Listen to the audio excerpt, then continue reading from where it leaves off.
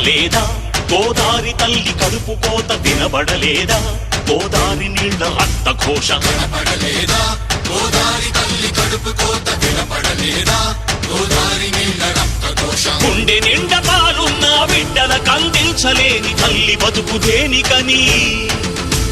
వీళ్ళు నింపె నీళ్లున్న సముద్రాన పడిపోయే శాపం తనకెందుకని?